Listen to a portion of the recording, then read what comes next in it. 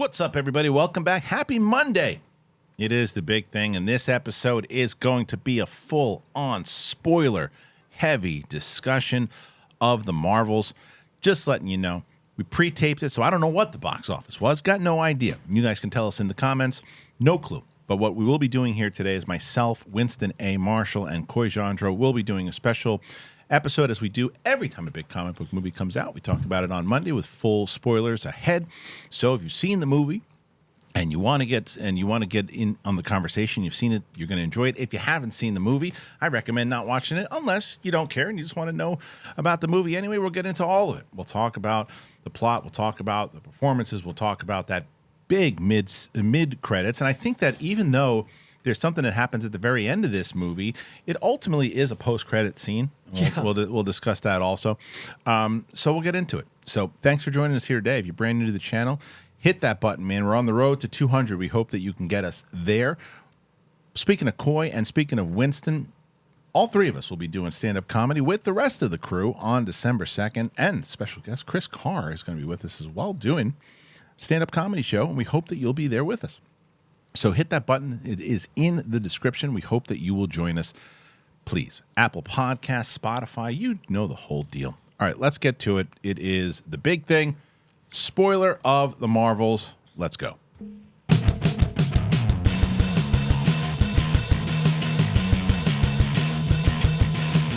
What's up, everybody? Welcome back. It's the big thing. Spoiler review of the Marvels. It's myself, Coy Jandreau, Winston A. Marshall, Coy and Winston, all of us. Here we go. So just a disclaimer, you know, since this movie is three ladies and, three black folk, one directing, two in it. Kristian called his one black friend. Hey, that's not fair. You're on this show every week. You're on this show every week. Hey, wait a minute. I'm just out of nowhere. I go through my Rolodex. There he is. There. I don't know any black women, so I'll call the one black man. I know he was raised by a black mama. We'll have him on a show for 2 years just for this moment to feel safe. Not because I'm on the back of the. No, he hasn't been here this whole time. No, certainly not. No, nobody gives us crap at all during Black Panther. Oh, yeah, no, that's going to be great. Wakanda Forever is totally safe for us to talk about. It's great. Unbelievable. Anyway, okay, this movie, as I said on Friday's episode, if you were joining us, the way that I think this is going to be an interesting conversation because this movie has been divisive, to say the least, as far as with critics, which is, I think, at the time we're shooting this, is around 60% on Rotten Tomatoes. Now it's not rotten anymore, but it seems like critics are on different sides, and it seems like the audience is pretty positive when you look at the audience score on Rotten Tomatoes.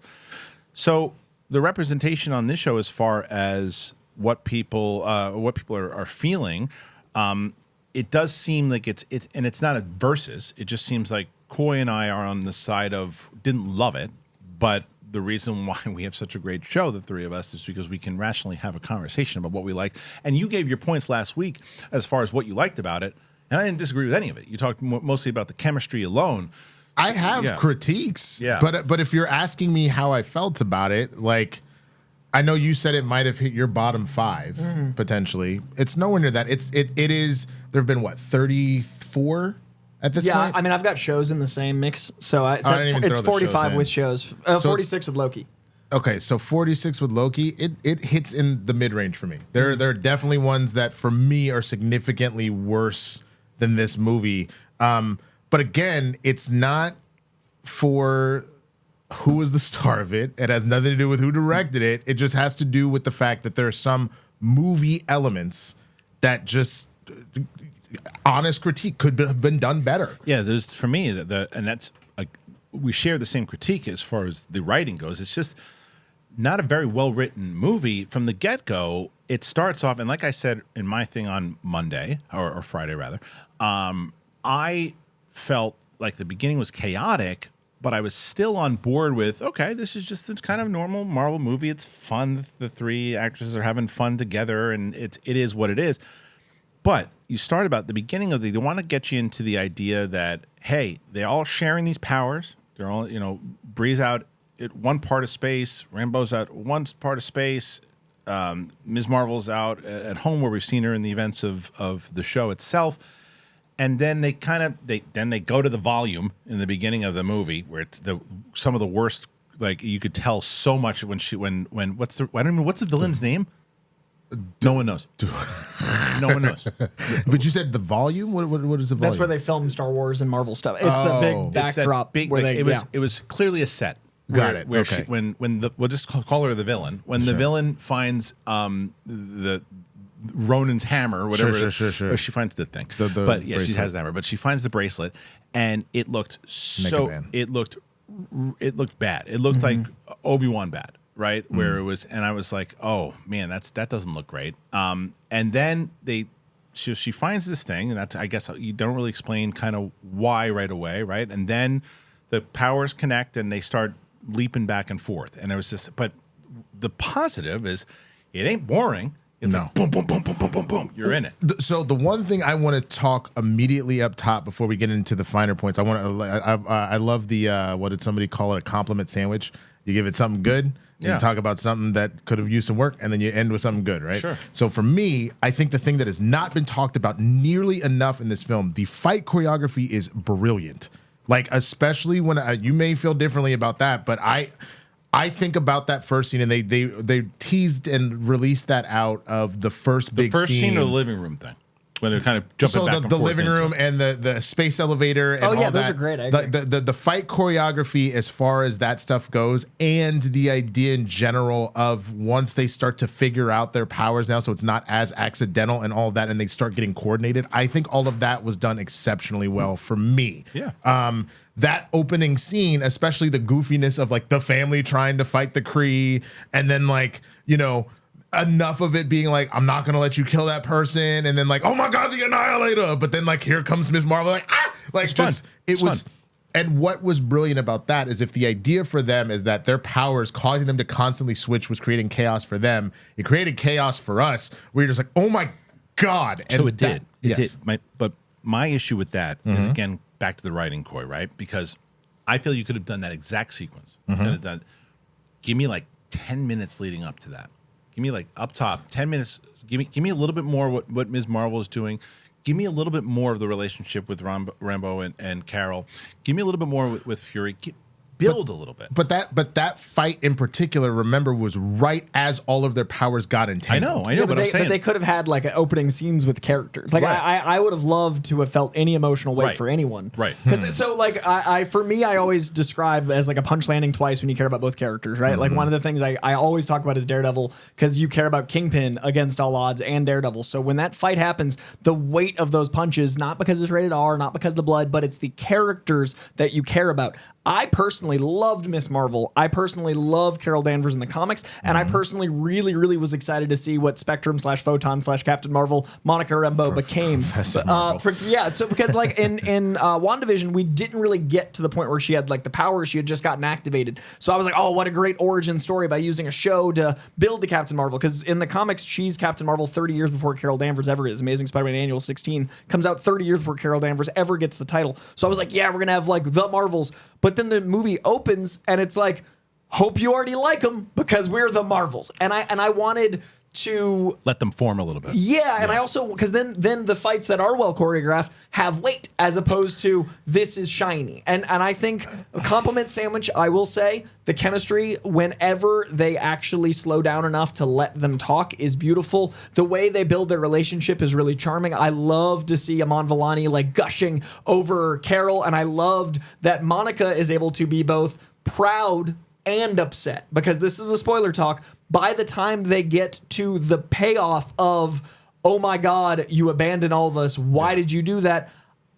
I don't feel like that didn't feel anything. And then they cut back to forgiveness. There's one scene of you abandoned me, and the next scene she's like, but we're family. But you know what emotional moment did work with them, but it feels like it got abandoned eventually because they didn't play off it enough, was when they were going through the memories. Yeah. And when you go into a recap, which was, if you were watching, if you've seen all this stuff like we have, it's just kind of like, oh, remember all that stuff. But I think it's relevant to an audience who is finding it for the first time to say, like, to them, they probably didn't even know necessarily what it was. They thought it was shot for the film. But that moment of don't ever do that again, I was like, oh, where are they going to go with this? Yeah. They're not really going anywhere with it. That's what I mean by like emotional weight is they kept setting up stuff. If you think about it from a script perspective, not the writing, but the story, I love the idea of the Annihilator beating a slow build. So why do they call her that? And then finding out like Carol Danvers is one of the most overpowered, like she's OP, like she has so much power in the Marvel universe, using that as a negative. That's why I like Superman. Superman is, his kryptonite isn't just kryptonite. It's the idea that he can't save everyone. I'm like, oh, that's genius. What if Carol was doing the right thing and it went the wrong way?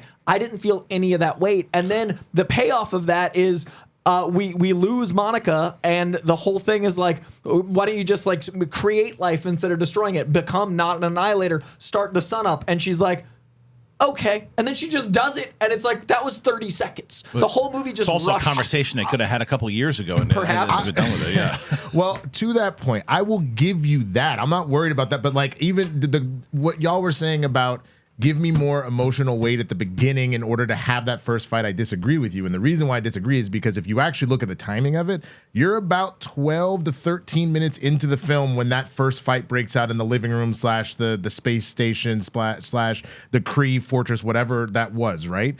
On top of the fact that, yes, I understand this is the first film with the three of them together. This is technically a sequel, in which case we already do have connections, and they do spend enough time for those that have not seen this stuff to still get a basic introduction as to what it is. So, like, for example, Kristen, my girlfriend who I took to this, who really enjoyed the film, she had a problem with the villain. She actually said that very quickly at the end of it. She did have a problem with the villain.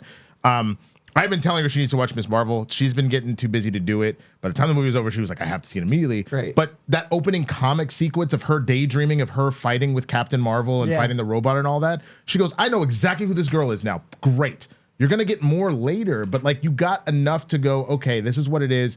The fight happens. And again, their powers being entangled is supposed to be chaotic. So the idea that we have not necessarily figured out what's going on yet when that first chaos happens, that actually makes logical sense to me, and I think agree. works. I agree with that. But then when you're talking about, okay, we've done the dream sequence, the memory sequence, and we don't really address it, I agree with you where it's like, we could have gotten more out of that. You know what I mean? I lumped too much into one rant. What I'm saying is from the beginning, the chaos works, but then it stayed chaotic when it no longer served the narrative. It went from like, this is characters we've met, and I wish there was more weight. Sure. And I get why that wasn't, because you're right, structure-wise. But by the end, I didn't feel like it ever slowed down enough that the chaos felt like, oh, we've built to something. Let's have a moment with us. I still think, I agree with the fact that when the chaos happens, it makes sense because they're not supposed to be knowing what the hell's going on, so we shouldn't. I agree with that. I do think, I respectfully disagree with you that I think that the beginning, yes, you'll know who she is from that dream sequence, right? But we still, as you said, it's a sequel to a movie called Captain Marvel. So give me more with Brie up top. Give me a little bit more with the Rambo stuff. Give me a little bit more of it to lead to that chaotic stuff. Because when you lead to that, as you get into it, because as you said, it's 12, 13 minutes into it. Well, do me a favor. Cut that stupid dance thing out of there. Get rid of that music thing. It's a bit. And for anybody who said, well, I liked it, it was fun, it served nothing. It served nothing. So the only thing that I would say about that, and I understand where I think the inspiration for that was, I had mixed feelings about it. On the one hand, because you've got Ms. Marvel in there, it's the idea of kind of bringing a Bollywood element to it. That doesn't bother me. However, there was this weird Disney-fication of the whole thing where all of a sudden, like, Brie's just in like a princess dress and like all that kind of stuff, and that kind of threw me off a little bit. Dude, it was a bit. It was like it's like yes, I understand the reference to Bollywood and all that, but it's like you're going like, hey, wouldn't it be great if like the whole planet was singing? I heard from a pretty credible source that original bit was 19 minutes long. Yeah, it's too much. Oh my God. No, 19 that's too much. minutes That's long. too much. That's one of the big cuts. Like in the test screenings when they have it, a lot of people did not like it. That's what I'm talking about, when I would have much rather had 5 to 10 minutes up top of setting up our story and our characters. Because as I said, all of that stuff leading up to it, I was like, this is fine. I don't know what people are talking about. And then when we got to I'm like, whoa. I was sitting next to Frank Janish, Winston. I looked and I go, what?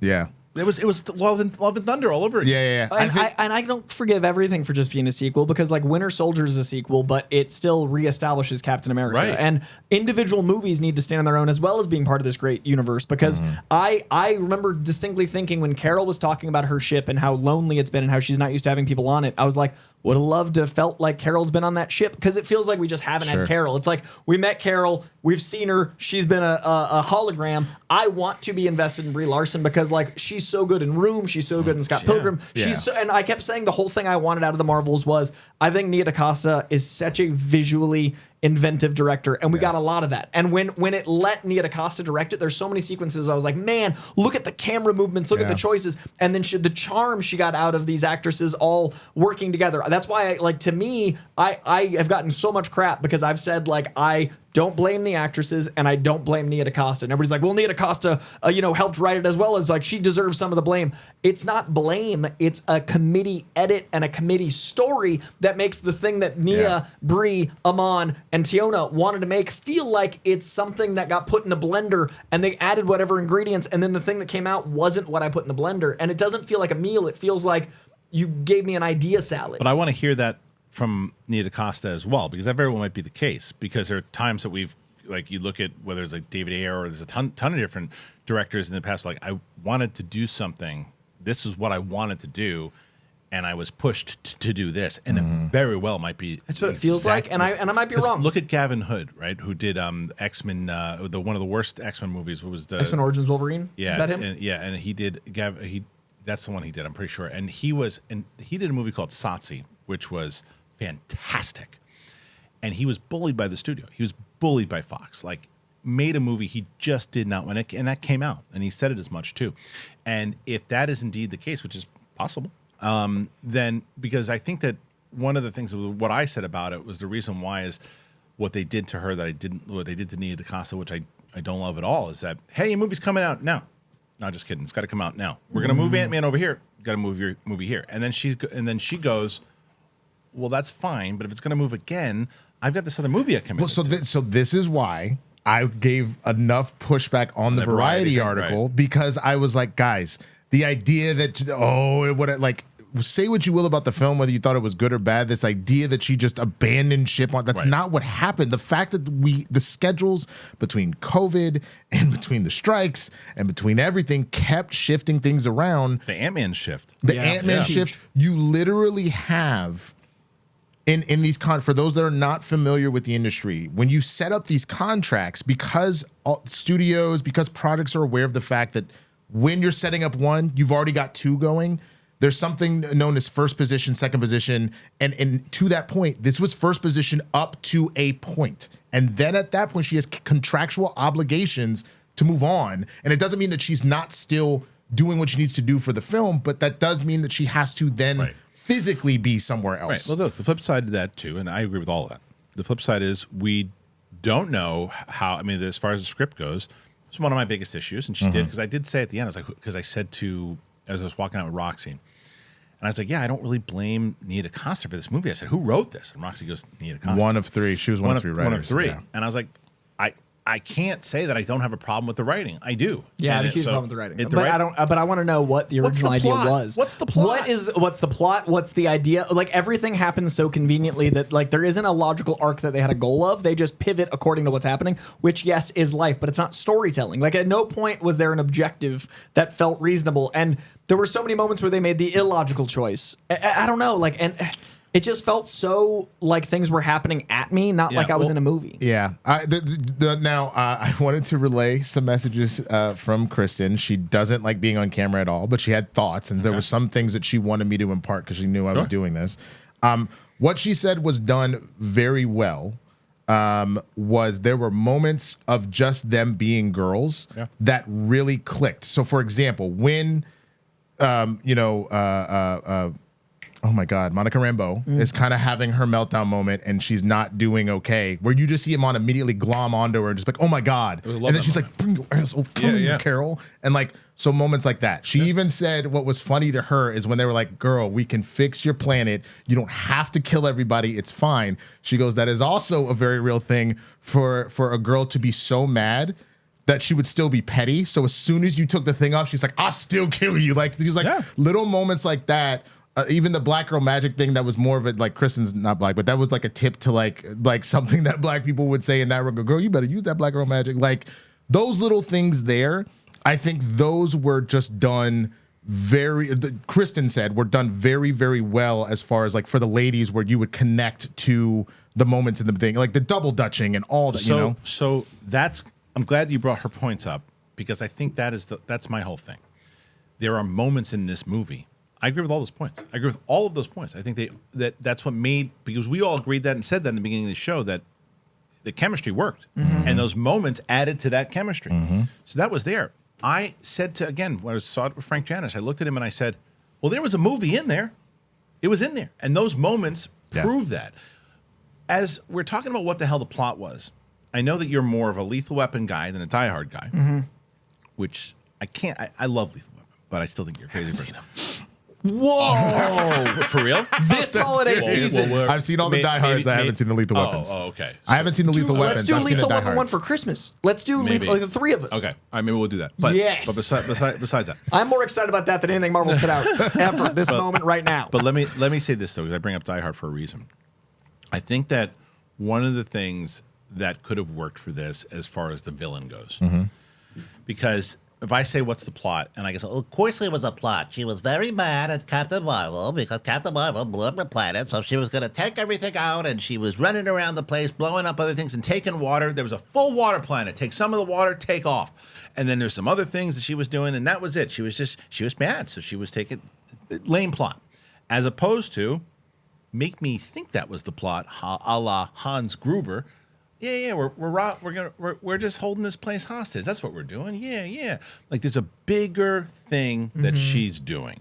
Like I'm making you think that I'm doing that, but I'm really doing this. Sure. And then we find out what this is. That would have been more intriguing. I'm not saying that like her planet being in turmoil wasn't enough, but if there had been not just I came to fight Captain Marvel, she said bam, bam, and I like fell to the ground. If it had been a situation where like she tried to reason with her, if it had been a situation where like she agreed with Captain Marvel and she lost a limb, if it had been a situation where like for that villain, she's actually on the same page as the Supreme Intelligence is whack and was actually holding everybody back, but instead of Carol listening, that she was just in full rage mode. If there had been some sort of thing where it was like, dude, calm down, and she just does away with her regardless, I think that would have been the one little thing that needed to be done to have a little more emotional weight versus she ran down the hall. She happened to be the random guard. Like it felt like Austin Powers where it was like you kick the random guard into the.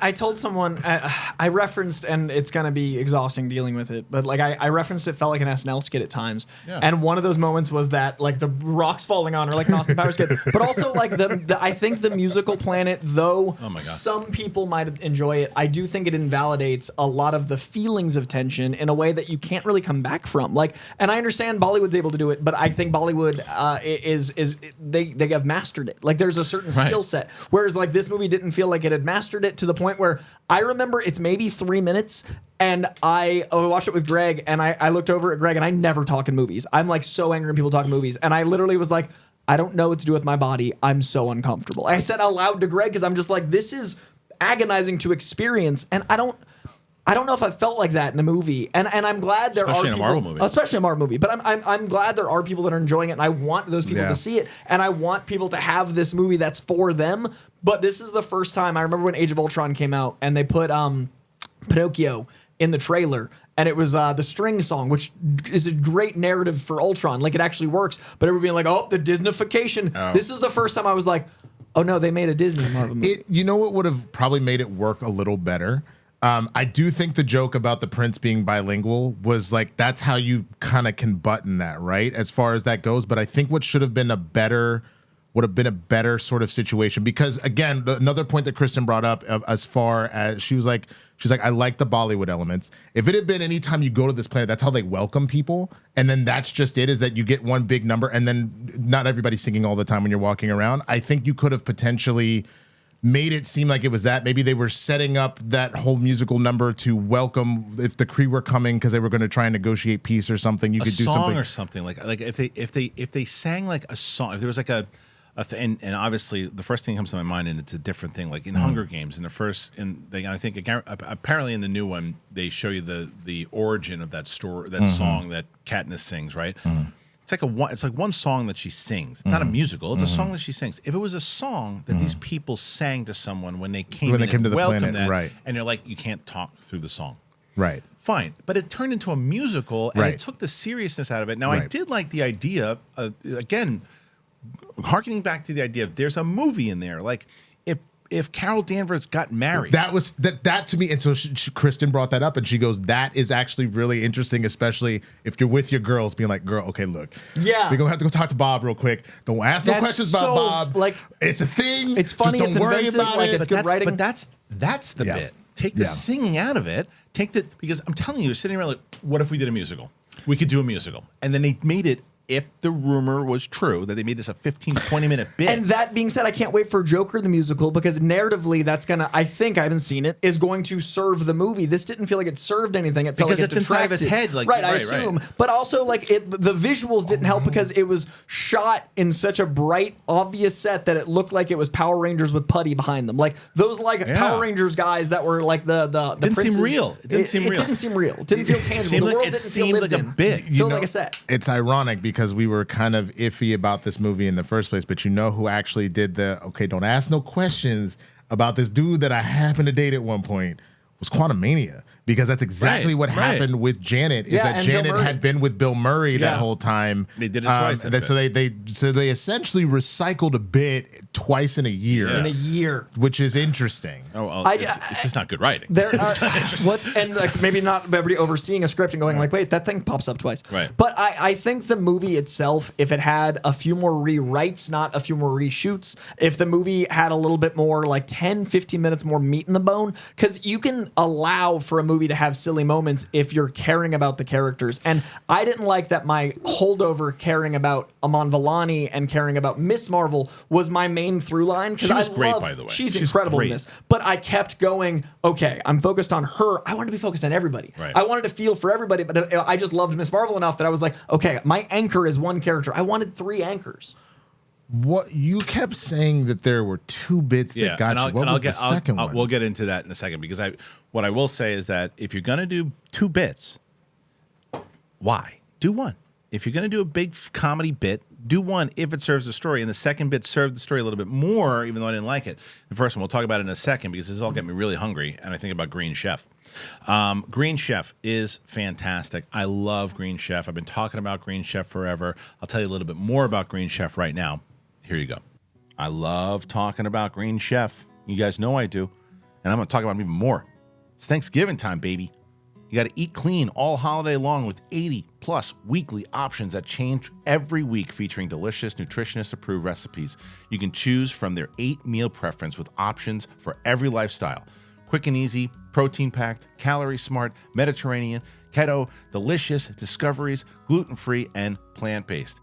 Eating clean shouldn't be boring, especially during the holiday season. Feel your best and satisfy your cravings with adventurous eats made nutritious. Discover exciting new flavors with recipes that feature certified organic fruits and vegetables, sustainably sourced seafood, and unique farm-fresh ingredients like tart cherries, truffle zest, and rainbow carrots.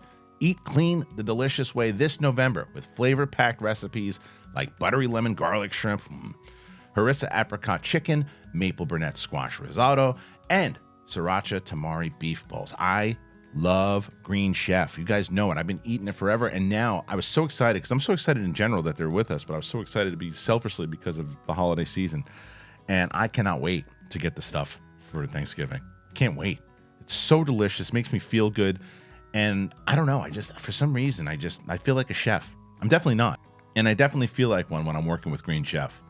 For Green Chef's best deal of the year, you're going to get $250 off, but you got to use that code THING250 at greenchef.com/thing250. Did you hear what I just said? $250 off with the code THING250 at greenchef.com/thing250. Green Chef, the #1 meal kit for eating well. Guys, I'm so excited to tell you about the Patreon.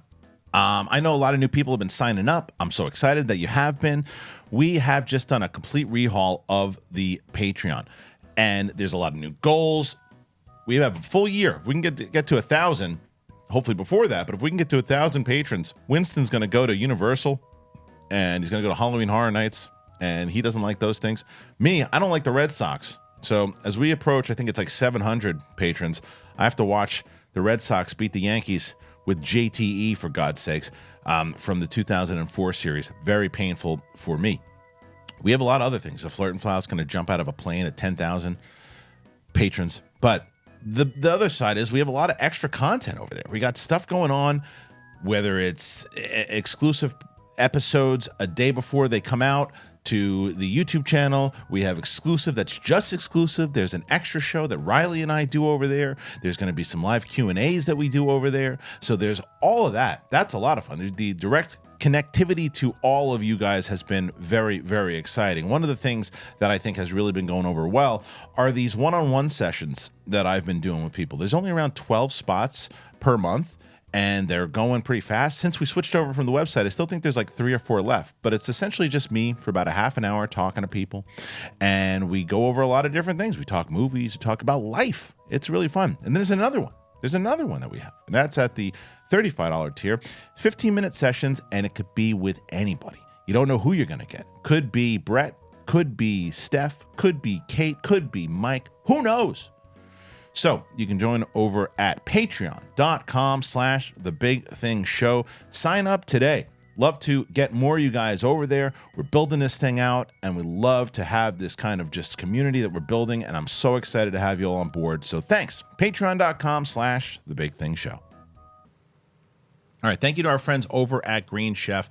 I'm telling you, man, you want to get a really good Christmas gift for somebody, get them Green Chef. It is such good food. I love it. I've been making quesadillas like a lunatic with this stuff. You asked me before we went to the break. What was the second bit? The cats.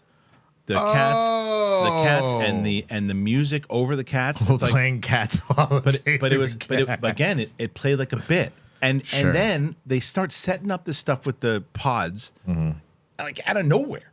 And it's like, oh, look at that pink thing just sitting around. Why is that? Out of nowhere. Out of nowhere. And it was like, that oh, it's a was mystery. a little weird. Yeah, it's like, well, why is that there? It'll pay off when we do our big bit in a little bit. And it's like, it was just poorly.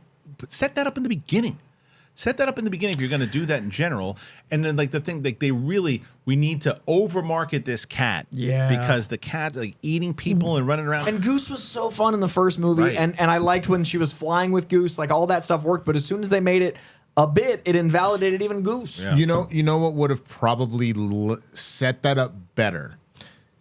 Knowing that, like, dogs, cats, animals in general end up in like heat or anything like that, or obviously change a little bit once they're actually pregnant and stuff like that. Because Goose clearly laid all those eggs all over the space station. Yeah. If when with Carol started showing some of those signs where you would see a cat in heat like that, or just in general, Goose, why are you acting so weird? Eating all that extra, I felt like acting weird. It wasn't enough. It wasn't linear. And then I don't know, something about like the third act, once they got into the big fight, and then the cosmic element where the villain dies and disintegrates and goes away, and then there's supposed to be this like palpable tension. I feel like we hadn't gotten enough like time between her dying and her flying out. Like, nothing felt like it had that tenseness that would have come from what's this mystery? What's this? If the movie had even established that side mystery, the movie would have had a little bit more of that like pull of tension that by the time we got to Monica's sacrifice, it felt like, oh, I've been tense at any point in this movie. Yeah. So there were some random questions that popped into my head at the end there. And I'll be honest, the only parts that really threw me off is that if it wasn't even making logic comic book sense, that I started to get like a little unnerved. So at the end, where they're like, okay, we've given you your second bangle now. I'm like, oh, she's got both bangles. Great. It's going to whatever. But then all of a sudden, when she takes the bangles off, she can still use her powers. And I was like, okay, if that's the case, then she's evolved. She doesn't need them anymore. And she's a mutant, so maybe she doesn't. So maybe she doesn't. That's what I read out of it. Yeah. But she had to put it back on and was still using it. And then I was also confused as to why she didn't then have both. Right. Like why now all of a sudden you're still only giving her the one where they were clearly a set and meant to go to her in the first place. And she gave Carol the other one, and they didn't. Weird. And maybe it's like a bond, but I wish there was like But even say that if you would like again, that's hard to pull off the reshoots with the strike and everything. When you consider that, I'm bringing up Taylor Swift again. The fact that this her whole thing, strike was way before this, dude. No. I'm saying they couldn't have necessarily done reshoots then because of the strike. Reshoots would have been done way before. This was originally supposed to come out a little earlier, and then the reshoots, they did all the reshoots, and then that's why they did the editing. This was done before the strikes even happened. Before both strikes? Okay, I only say that to say Taylor has this whole thing, again, I know because my girlfriend is a huge Taylor Swift fan, about the friendship bracelets. It's something that was very famous about her tour. If you had even had one little line, be like, here's your other bracelet, she goes, no, it's my friendship bracelet. You could keep it. That way we're bonded forever. Or whatever. Like, she's clearly now good friends with her. Yeah. But if you still saw that little moment of like, no, I want you to have, like, there were moments. Those were the moments that in this movie when they did those and they led with her. She served to me like what Tom Holland served in the Avengers. In the comics, Miss Marvel is very much a Silver Age Spider-Man character. It was, and she does it so well. She was great. She will be and should be. Obviously, we'll talk about one of the other scenes in a second. About she should be a major part going because anybody who's seeing this movie, people who didn't like it, people who loved it, are all saying the same thing. She's brilliant. She's brilliant. She's so damn likable, and that like those moments and the stuff with the family worked again too. What I had said though, and I stand by this even more so. I understand why they didn't because they're trying to get that money and they're trying to. This to me would have been a much better Ms. Marvel season 2. Expand this from being an hour and 44-minute movie to then, let's say a 5 or 6 part, because then to me, then maybe that plays a little bit more, right? And you give it more time to set it up, and you had all the more time of stuff connecting them like we've wanted. Like I think we all universally agree we could have used a few more minutes here and there, and a show would have allowed a lot more breathing. Yeah. I wanted to care a lot. Yeah, no, I guess that was the thing. I've always kind of been that way, I guess, about movies. It is not to say that plots aren't important, but I so jack in specifically to character-driven, character chemistry moments like those. I find myself doing a lot of scene study when I'm watching it, just based off of where like my mind goes. So, for example, I had massive problems with Secret Invasion, but the moments that would save it for me are is Nick Fury talking to his wife, and that being a masterclass in acting, watching the two of them interact with each other. And even though we've never seen them, I feel the bond between the two of them. The rest of the episode sucks, but that 5 minutes, I'm fully jacked in. Yeah. I think that's where it leaves enough of a positive stamp on me, is that those moments are strong enough that I'm there. I agree with you. What I wish that they had flushed them out a little bit more. You mentioned Secret Invasion, and like I said, I've seen it's. I think it's the only Marvel thing that I haven't finished. I watched 2 episodes and I didn't mind them. And the first 2 are the best. I know. It dips. It goes Because I remember liking the first 2 a lot. I know you did. And I bailed on it. So from what I'm reading, and maybe you guys know this or don't know this, a bunch of people said that this movie essentially negates all the stuff that happened in that. It invalidates a lot. It invalidates Nick Fury. It invalidates a lot of the Skrull stakes. It invalidates a lot of the stakes with Carol Danvers. If you really look at the abstract, it kind of like undermines, not builds. And a lot of people got mad at me because my short review was, as soon as I got out of the movie, I told Greg, and then in the beginning of my review, I said, this isn't what Marvel needs right now. And it's because the main thing that conversations about Marvel are always going to be is interconnectivity. Everyone wants that like buzz of like, what's next?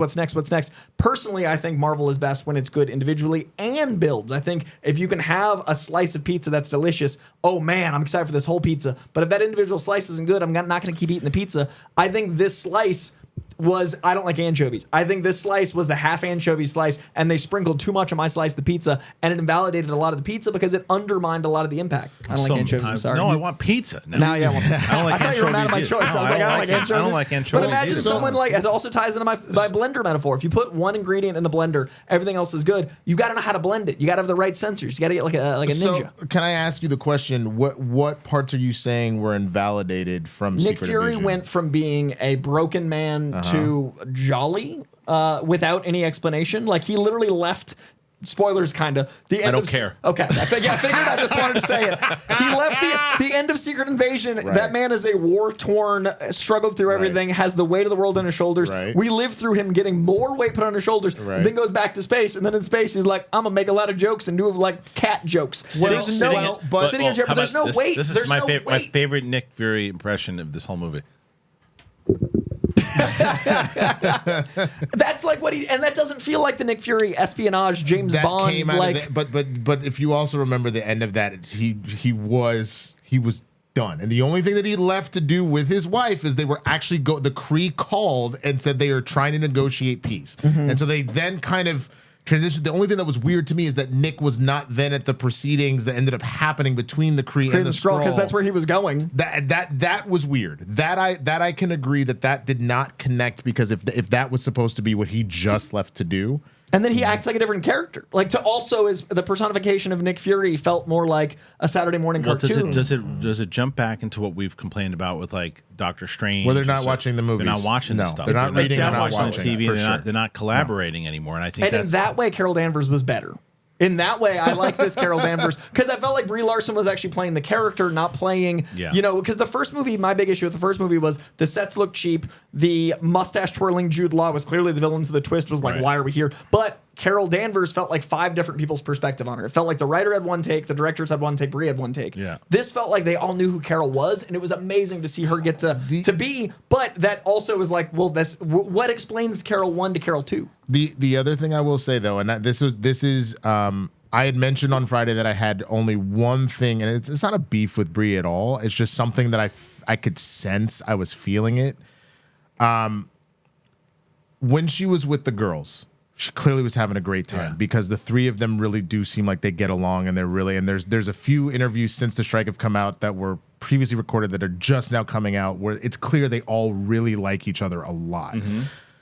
There were moments at times, though, that I could see that the weight of everything that this role has brought to Brie clearly was sitting on her shoulders, and she was putting more emphasis into this Carol, and she was having a good time because of the ladies, but it definitely also felt like she was a little over it at times. Think so? I didn't read that.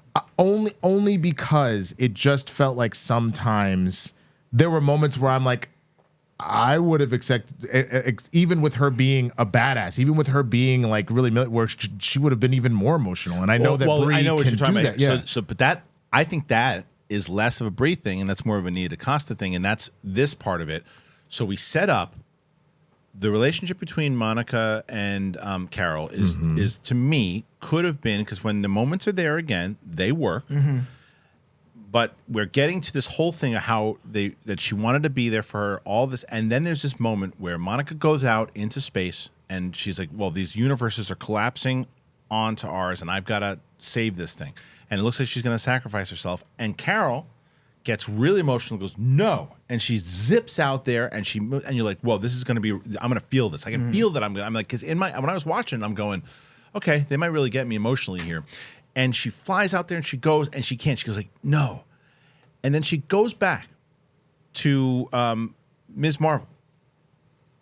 And she just goes, She should have broken down. That should have been her moment. And I guess that's what I mean. It's little moments like that. And like you said, if that's more of a directing thing, then Because if you see that. Brie Larson do that, if you're directing that movie and you see Brie Larson do that, that's where Brie Larson needs to come out, and you let her just go. Yes, you take her on, you go, I want boom, boom, boom, and you have her have that moment where, again, where Kamala has to just comfort her. Yeah. And she breaks down, she goes down on her knees because of how big this is. Then they're in the plane at the end, and she's like, then that what would have done with that, honestly, is then when you end up back in the plane and like until we find her, right. Then you end up with it's not that Kamala all of a sudden is the new Lieutenant Trouble, but there's this weird thing where I may have lost my time with my niece. Yeah. But I have started to form this other bond with this young lady, yeah, and who is now my surrogate. Like, this is family, and family is what I wanted to feel the whole time. Yeah. And I felt it in like 3 beautiful scenes. Like, I had moments where I was like, "This is it," and then it would drift because I think the chaotic. I really think, but I really do think though, in the same way that I felt like in Ahsoka for a quick, there's a moment in Ahsoka where these 2 characters meet, and they haven't seen each other in a while, and it's just kind of like, hey, what's going on? And it's like the whole thing was this buildup and it could change your perspective on a scene. I think that even after the silly singing and all the dumb cats and all that stuff, that if that moment would have made me feel the way that I should have felt, I would have been like, okay, emotionally they got me there. And I'm like, because like I think you nailed it just now, where it's like, yeah, because if she felt that way and then they're in the plane, I'll tell you, I was telling us, I don't know if the person wants to actually be wants me to say their name, but had a hilarious point. Was it like, and then the idea, where are they in Louisiana? Okay, wait. Were you about to say what? I was going to say? You can say it. Wait, I don't know. I don't know what we were going to say, but what I was thinking to myself, I was like, so wait a minute. Her family lives in Jersey City, right? Yeah. And all of a sudden, you've destroyed her house. We're not going to fix your house. We got the government. Move you to You can just have Louisiana. this Louisiana house. We're going to move this family from Jersey to a Pakistani family. We're going to move to Louisiana. And it's From Jersey. I don't know that there's a mosque in Louisiana. I'm not sure they'll get to celebrate their religion. There might be. There might be. But just picking up and going, it's like, no. We'll just move you here. Use your superpowers and build me a house in Jersey because it's where I live. It's where my whole family You lives. have Saber. You have Saber. You find the money and you rebuild my goddamn It's also house. such an important part of Miss Marvel. She is the savior of Jersey City. Like Jersey City to Miss Marvel is like Spider-Man to New York. Yeah. You're like, That house is broken, and they just move her. Bro, can you imagine if Infinity War happens? I'm so sorry, we done effed up Wakanda. Here's Atlanta. You can just have Atlanta now. That'll be Wakanda from now on. It's insane. Like, It's insane. It was so silly. That's the writing, though. It's bad writing. Because it made sense, at least with Asgard, because of how that happened. And it's like we lost the planet, so we kind of have to we're nomads now. We have to find our new home. I have this house. You guys can have this house. I get the spirit. It's nowhere near. I understand the spirit of it. Because and if I'm the family, I'm going, no. All your jobs are in Jersey. Yeah, your entire life, your friends. Are you giving me jobs? The entire cast of Miss Marvel that you're never gonna see again. Like you're in high school. You have friends. It's so bad. But then they're in, but what I will say is that moment though, as they're in the plane, which should have been more sweet with the two of them, is exactly what you just said, Winston. And that's like, after I just had this emotional breakdown, I realized what my purpose now is, and I got to take care of this kid, and I got to be with this kid, and we're going to do this together. It is literally how many different stories or movies we've seen where someone has lost their child, and then they end up with whatever that surrogate is, and like, I'm not going to screw up the second chance with my. This is my chance to have my kid again. Yeah. And we should have been able to immediately make that connection, and that happens by when because I think about Guardians 2. I know that's not your favorite. I like it better than I used to. But remember when he has that full breakdown when Yondu's dying, saving him? Great scene. No. Yeah. Give me that. Right. That's exactly right. Give me all the power in the universe, and she could not save her niece. Comes back and breaks down, and can you imagine? Even if you were feeling the way you were at that point after that movie, and you see Kamala, the payoff works. Hold her, as she's sobbing, like that. She couldn't do it. She's sobbing. You would have been like, oh, I know that all. I would have walked out another letter grade higher. We've all been like this. All right, we might not have loved it, but that got me. Yeah, and then I would love the build up to it more because I'd be like, wow, it got there. Like it never landed. I think that's probably the thing that's getting you, and I'm realizing this is there for all of the good moments that are there, and for all of the sloppiness that could be there in the filmmaking from time to time, there wasn't that hardcore emotional payoff. No, it wasn't connected to like make because like you said, they beat the villain. The reality we gotta fix it. Whatever. Like okay, and so we'll give you another one. Civil War, right? Villain Daniel Bruhl is a great actor. Character, and he's got some great speeches and everything. The villain's okay, but the moment that you really emotionally connect to is when Tony is sitting there with both Winter Soldier and Cap, and he sees his parents get killed. And the emotion that builds there, and that fire that comes out, you're like, whoa! Like you're in a dilemma of like, because Ellis and I used to get into fights about this all the time. Ellis is like, yeah, you got to kill that guy. I'm like, he didn't know what he was doing. He's like, yeah, but he killed his parents. And it's like, yeah, and they put you in that place. You're not in a place in this movie. I never felt conflicted because the villain was just like, I'm gonna hurt you. Right. Because I will say, I think the any movie, but if you just look at the Marvel movies that you think so fondly of, even if it has, like, I think of Black Panther, even if that has, people have a lot of beef with the CGI in the third act with the final battle, and that's totally understandable about that. You don't really think about that because of the moment on the cliff with the sunset with Killmonger saying, bury me with my ancestors, because they knew it was better to die free than to be a slave or to be imprisoned. So, like, or to die in chains, whatever, I should know that line at this point. I've seen it 50 million times. But my point is, if you had that, I think it would have shut a lot of people up. Well, it would have made people have, like you said, grade would have gone up a little bit better. I would have probably been more forgiving of the singing scene. Like, yeah, I wish that didn't exist, that scene, but at least I emotionally felt like got him. Good. But I also think that's why they moved the post credit or the mid credit to an end of movie scene. Let's talk about that, because I think that scene would have been a mid credit had they had an ending that felt like. Oh, and then we'd need a minute, and then we'd have that amazing recruiting Avengers scene. But instead, it's like we need an ending that feels uplifting because we didn't have a big, down spot. Right. You know what I mean? I love so much. Amon is the best. It perfectly mirrored Nick, but just And like she's her also being wearing a goofy, the coat. But She's her- wearing Hawkeye's coat in her own house, and she's recruiting her using her lines. But using Nick's speech directly, but screwing it up Yeah, because yeah. she's a teenager and she's like, I have a dossier. There's a file on you. Found my couch. And also, but I I'm also- 23. All the things we've addressed about the Young Avengers, like the time that's passed. I also like Kate's reaction to her. Yeah. I was expecting this again. One of the things that I was expecting to be predictable of her going, I don't know, but she's like, you can tell she's getting a kick out of it. Yeah, it's adorable. Can I ask No. because? Okay, fine, bitch. That's the end of the episode. Have a good show. Now you don't have a black person anymore. Good luck finishing the rest of this. I'm cutting that out. So I remember last week you guys were saying, because I keep intentionally not seeing when they're making these changes and they're trying to push stuff. You said there was something or a cameo or something that was being pushed. Yeah, or being rumored. What was the rumor? The one that we got. It was the one that we got. that we Beast. second at one. the end. Yeah. So not this one. So we'll get to the second one in a second. I hadn't heard. I hadn't heard the about this one, the and Kate I Bishop loved one. it. Yeah, me too. No, but especially because, and for me at least, and I think that's what you're saying. They tried to get that emotional moment there. Yeah. There has been enough, obviously, breadcrumbs that the Young Avengers are coming. Yeah. You got Elijah Bradley hanging out in Falcon and Winter Soldier.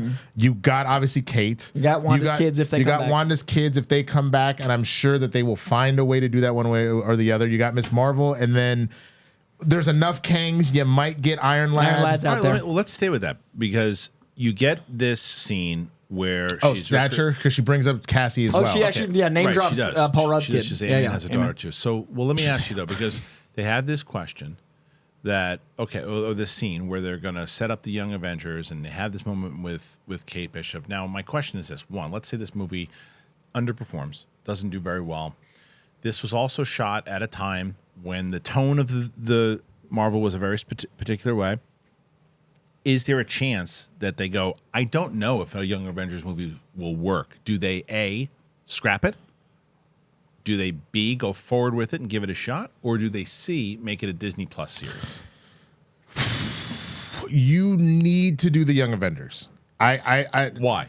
Just curious. I'm not disagreeing or agreeing. I think both branding and the build up. I think they've done a really good job with all the things he just mentioned, building to it. But Thor's also, kid too. Thor's kid too. Yeah, they've done enough. Hulk's kid. Where's he been? Man, that haircut. They've done enough seed planting. I think you need the payoff. But I also think the Avengers name is something that everyone's like, we need an Avenger. We need an Avenger. Like we've talked about. So I think Young Avengers as a Disney Plus show, if the budget is enough to make it not feel. Plus, all those kids are not going to be as cheap as a Downey. Dude, and of course, I'm a fucking idiot. Excuse my language. Ironheart. You literally. Ironheart's got her own show. That No, may or I may get not that, exist. but she's But also I'm a saying is kid. she's already got her own thing on Disney Plus. We could transfer it over. Also, I mean, maybe new T'Challa. Like we have introduced Baby her. T'Challa. Yeah. Like the reason why you have to. Because the two main focuses was the grief of the thing that we loved or the person that we loved has the rebirth died. through their child. And now there's the rebirth through the next generation. So I think you cannot need- abandon ship on that now. You can make adjustments if you need to do a little bit of a turn, but you have laid that groundwork so hard. If you walk away from that, especially knowing that a majority of the X-Men in a lot of cases, the main team is like I'm a little past a young adult/adult, but it's always that the kids are always around. I just Yeah. wonder how you sell that to the audience that's getting tired of this stuff. Like, Take a year off. Have only Deadpool come out. Yeah, but they're doing that, right? And That's what I'm saying. I think that's going to help. But then you get Thunderbolts, and then Yeah. you're going to get, like you said on Friday's episode, 2025 is going to explode with it. So when would you do this? How does it fit in? And I think you do a show and then you have them think a show's briefly probably a in better Secret idea. Wars. I think And then you shows. have them theatrically in Secret Wars. I think that's a better plan. It probably will, and it would probably be too crowded. But there's a part of me that almost thinks that if it's not Secret Wars, that the Young Avengers were going to show up against the Thunderbolts. That was something that I was always kind of like, since they're kind of the anti-hero Suicide Squad-esque situation, that there's maybe some point where they're a little out of control and they might I end up love that loving narratively. I don't know if Disney's going to have adults punching kids. So I genuinely, I think by having the Young Avengers fight the Thunderbolts, and this is like their big test to figure that out, because the Thunderbolts, we thought were doing the right thing, but as And then they are rise villains, up. And we don't have a team established. I just don't know narratively how you'd have, the villains fighting kids, like adults fighting children might be tricky to establish. Like, 'cause I know Cassie's, nearly an adult, and I know Kate Bishop's obviously 23 as established, but it would be a little like, what's happening? I see, but my pushback on that is you already had Kingpin fighting Kate Bishop. You already had Cassie fighting Kang. You I've already been had, thinking that was their plan until the young Avengers, like Wanda's kids, like Arnu T'Challa. Miss Marvel was out here fighting a grown woman that was trying to disintegrate her. I think it works narratively. I think it does. But before we go, I know you got to go. So one of the things that I do want to talk about, because people are like, how are we not talking about that? One of the things that this thing did. Now, we did a full-on spoiler episode for the last episode of Loki and how that ties into the overall MCU. This scene. Now, I think a lot of times they tried to do, I think, what the Black Adam Superman scene tried to do. Like, oh yeah, don't worry about some of the stuff that you saw there, but you have this. Because Rambo's out, and I don't know how they found her out and floating around in space, but they find her in space. She wakes up and she sees who she thinks is her mother. Now, speaking of what we just spoke about, Great scene, because it's got emotional weight. she great performance there. She looks over and she sees her mom, and she's like, "Well, and she's breaking down. I'm like, I don't know you, but I'm like, that's what we were looking for. Yeah. And that moment is fantastic. And then when she doesn't know her. And then we get Beast, and that's the setup. We've been waiting for it, the introduction officially of the X-Men, and it seems like it's going to be in this world where Rambo will be, and eventually somehow she'll push them into, I guess, will Rambo be in Deadpool, you think? So I definitely think so, because we have been trying to find the connection to the Fox universe this entire time, right? So now, by us getting Kelsey Grammer, Beast, we're fully introduced to it in that regard. Everything that Deadpool's now doing with Logan, which again, that's the world that Hugh Jackman lives in as well. If you have Monica Rambeau, she's like, I'm not from this universe. I'm trying to get back to whatever my universe is. He knows it though. He says it as much. He says that she's not from this. Well, no, for sure. But I'm saying, like, if Deadpool, because again, associated with the X-Men, he's been at the X-Men and all that. That is how that connection now to the MCU actually happens. And whether it's whatever it is to bring us over and bridge us back, it's Monica is now that key element to do that.